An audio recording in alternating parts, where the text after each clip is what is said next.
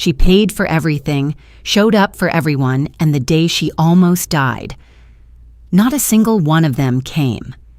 I was always the one who answered the phone. Didn't matter what time it was, didn't matter what I had going on, if someone in my family needed me, I showed up. That was just who I was, or at least, who I told myself I had to be. I lent my younger cousin, Deja, $7,000 to get her car out of repossession. She never paid me back, not $1. I paid my Aunt Gloria's electric bill for 11 straight months when her husband left. I flew home from Denver on my own dime to sit with my uncle during his knee surgery because everyone else was too busy. I skipped my own college graduation ceremony because my mom said she was having chest pains and needed me to drive her to urgent care. You know what the doctor found? Anxiety from watching too much news.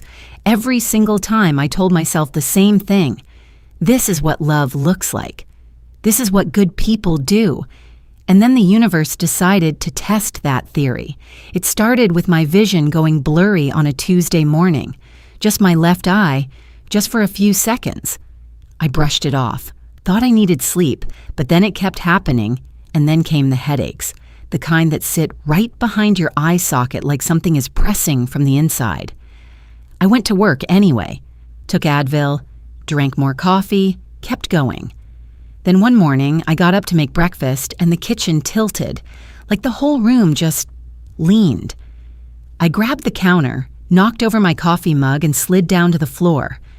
I sat there for a minute thinking, okay, this is different.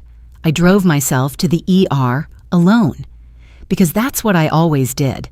The nurse triaged me, they ran some scans, and about 45 minutes later, a doctor I had never seen before pulled that little curtain closed and sat down on the rolling stool right in front of me.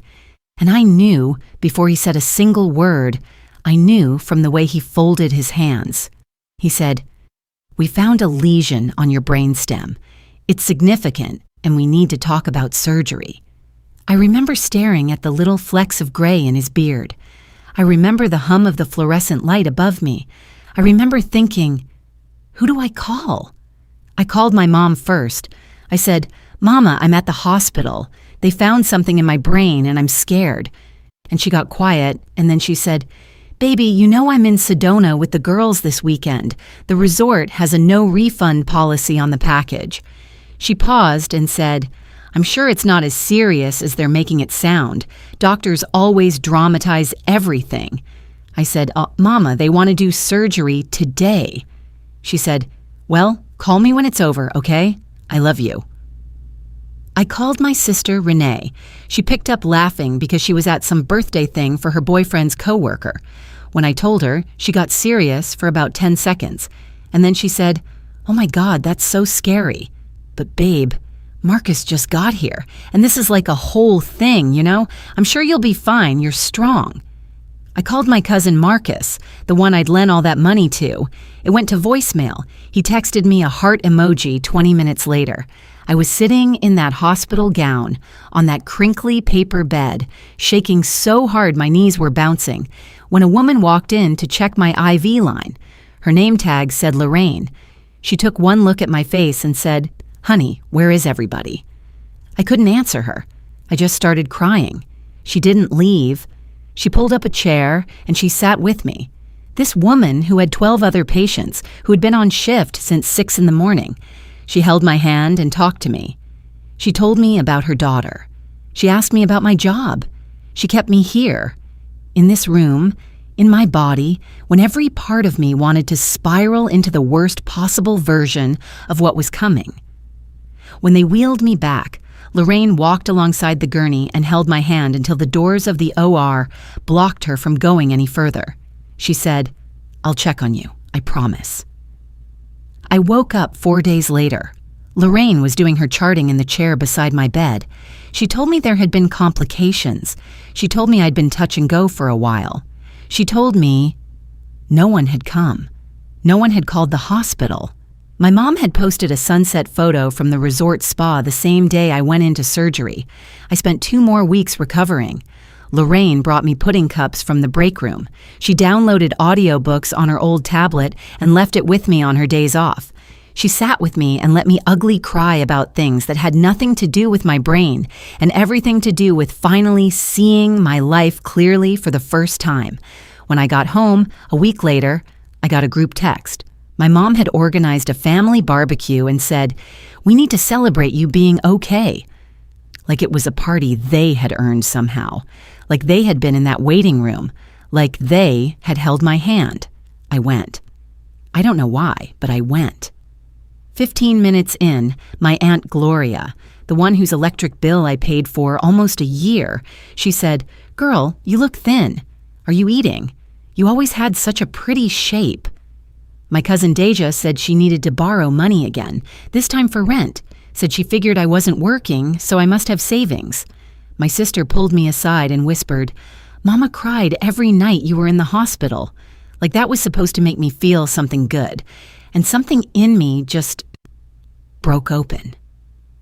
I stood up, right there in the backyard, next to the potato salad, and I said, "I almost died, alone, because not one of you could leave a resort or a party or pick up a phone." My mom started crying and said, "You're embarrassing us." I said, "I drove myself to the emergency room because there was no one to call. A nurse held my hand while they put me under. A stranger showed up for me more in one afternoon than this family has in my entire adult life." My aunt said, "You're being dramatic." I said, "I paid your light bill for 11 months, Gloria. I gave Deja $7,000. I flew home for Uncle Ray's surgery. I skipped my own graduation for a panic attack." My voice broke on that last one, but I kept going. And when it was my turn, I got a heart emoji and a sunset photo and a text that said, "I'm sure you'll be fine." My mom wailed, "We're your family." I picked up my purse and I looked at her and I said, "Family shows up. Lorraine showed up. She doesn't even know my middle name." And she showed up. I walked to my car and I sat in the driveway for a minute and I let myself feel it. All of it. The grief of it. Because that's what it was. Grief. Grieving the family I thought I had, the love I thought I was earning by giving everything I had. That was 8 months ago. I'm in therapy now. I'm learning slowly that love is not a transaction, that showing up for people does not obligate them to show up for you, and that the sooner you stop giving to people who drain you dry, the sooner you make room for the ones who will actually stay. Lorraine and I get coffee sometimes. She doesn't think it's weird. She says she knew I was going to be okay because I had too much fire in my eyes even when I was terrified. Last week, my mom texted and asked if I could help plan my sister's baby shower. I read it, I set my phone down, and I went for a walk. Some people will only value you for what you can give them. The hardest, most necessary thing you will ever do is stop giving it.